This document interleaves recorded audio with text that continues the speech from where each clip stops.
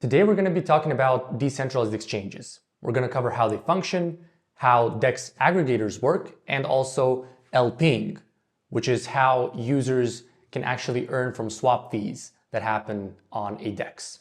So to start off with, let's look at how decentralized exchanges just work conceptually. So instead of being a peer-to-peer system where there's a buy order that's met with a sell order, there's actually a liquidity pool and an automated market maker. So users who want to trade interact with a pool that has a pair of assets. For example, let's use the simplest one, which is ETH and USDC.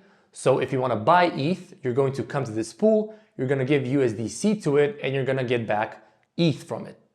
Now, we can look at this formula, X times Y equals K. This is a constant formula used by the automated market maker. And the idea is there's a finite amount of resources in this pool, which means that if there was no formula to keep things in check, then one of the assets could run out, which is not a good thing to happen. So the DEX needs to somehow ensure that, or the market maker needs to ensure that the balance of these two assets is always the same through their pricing, and it achieves this through this formula. So I've taken a pool example that has 10 ETH and 20,000 USDC. So that's X, that's Y. And when you do X times Y, you have 200,000. So in this case, 200,000 is the constant of this pool. And right now, ETH is, one ETH is 2,000 USDC in this pool. So we now take an example where somebody wants to buy ETH from this pool and they want to buy with 2,000 USDC. So as things are, one ETH is 2,000 USDC, right? So hypothetically, theoretically, somebody would come to this pool, give 2,000 USDC, get one ETH back. But that's not how DEX LPs work. How it actually works is, okay, there's the info that the buyer is going to supply 2,000 USDC, but before a price is defined, we're going to factor in these 2,000 USDC, that's going to push this amount to 22,000. So now we know that Y is 22,000 times X is going to be 200,000. So what balance does ETH need to change to? And that's going to be 9.09 ETH, and 22,000 USDC keeps us at the constant of 200,000. So what does this mean is that instead of 1 ETH, this user is going to get 0.91 ETH with their 2,000 USDC because of the TSI, or the trade size impact they're going to have on this pool. So trade size impact is how much is your swap size going to impact the ratio of assets in the pool. And then the final price you get is the slippage. And the slippage is essentially the difference between the, let's say the starting price and the one you actually get when the trade gets executed. Now, depending on the pool size, I would just need to mention this is a very unrealistic pool. ETH USDC pools are going to have a ton inside of them, but just for example's sake and to make it easier to follow, I put in 10 ETH and 20,000 USDC. So again, the impact you're going to have on the ratio is your trade size impact, and the final price you actually get after that trade size impact and the swap is executed is your slippage. Now, slippage is communicated through what's known as basis points or through a percentage. So 1 BP, however you want to pronounce it, is 0.01%.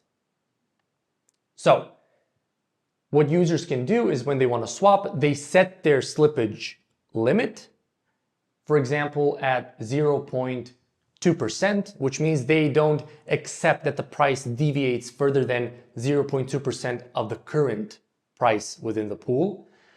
And then when the swap happens, if it fills the slippage requirements, it gets executed and the final price is defined. Now, quick detour here to mention MEV attacks.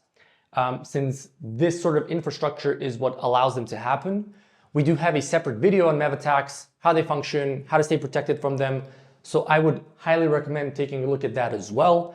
I would just quickly mention that MEV-attacks basically front run your swap because the swap information is visible publicly inside of a mempool, and then they can actually buy ETH before you do, push the price up, then you buy it at a higher price, that pushes it up even further, and then the MEV bot sells the ETH for a profit.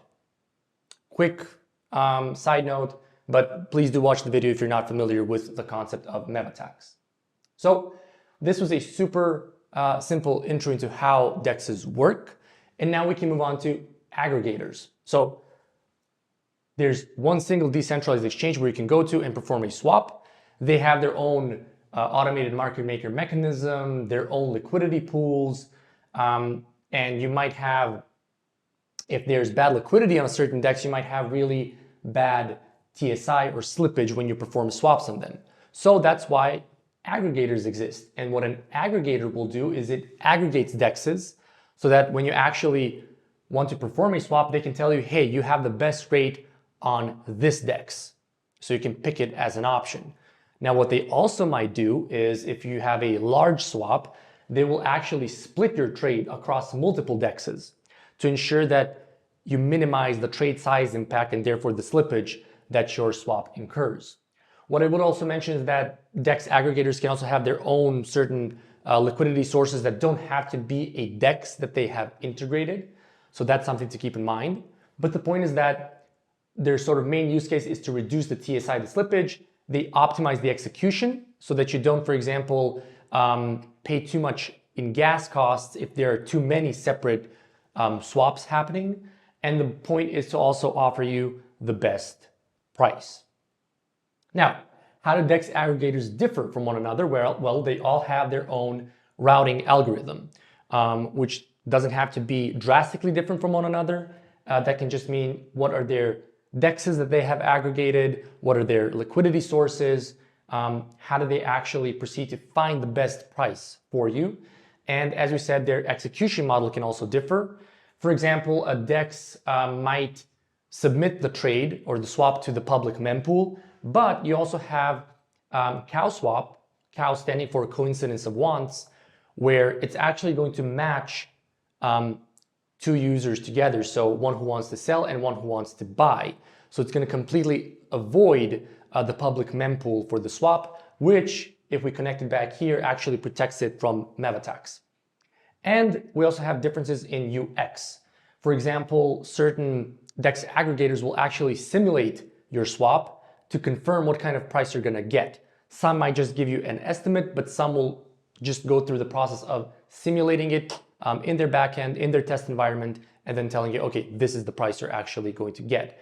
So things like communicating the TSI, the slippage, consider it as their way of ensuring that you aren't surprised by the final price. That's a big selling point for a DEX, but also especially DEX aggregators as well.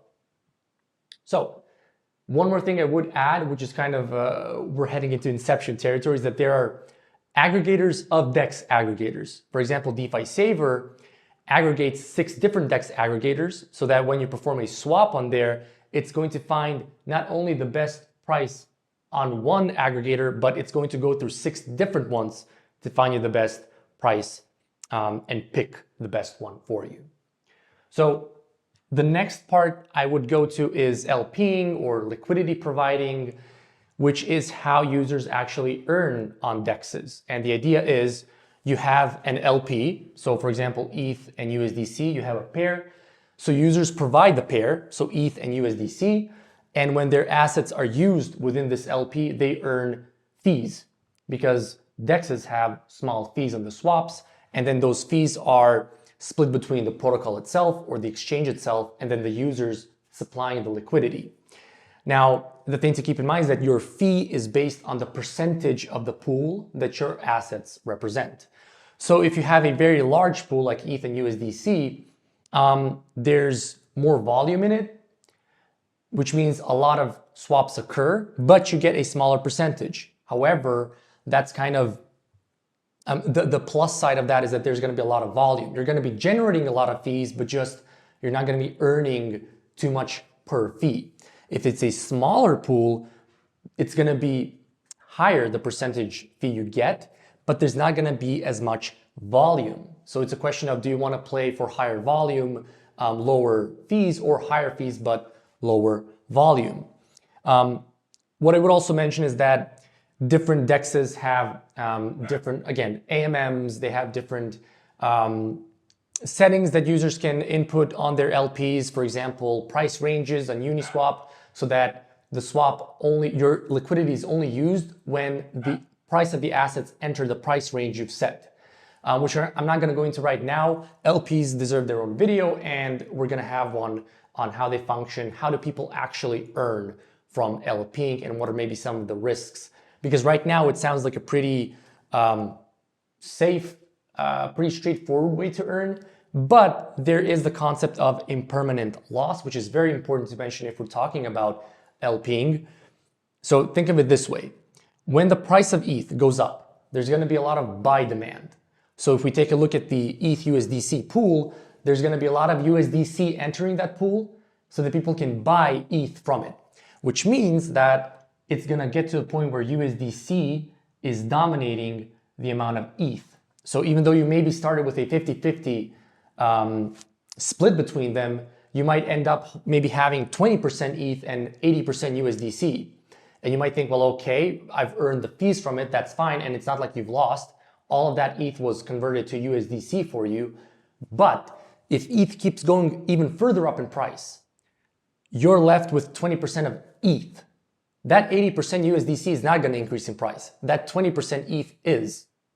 So technically speaking, if you just held this 50% of ETH that you started with, if you never supplied it to a liquidity pool and it just grew in price, you might actually end up having more, earning more from that than actually supplying it here, earning the fees, but you lose your exposure to ETH that appreciated in price. So this isn't you losing money, it's actually just not earning as much as you could have if you just held it on spot and never supplied it. So that's impermanent loss, and that's a big factor for LP strategies as well. Probably the most important one for me to mention and take a bit of time to explain. So you earn fees, but you could be earning more by just holding it. And with that in mind, that would wrap up the intro to decentralized exchanges in DeFi. As an actionable step, if you're not too familiar with this concept and want to maybe watch additional material, I would highly recommend looking at our MEV-attack video, because it perfectly ties into the trade size impact, slippage, and it's pretty much the main risk point when doing DeFi swaps.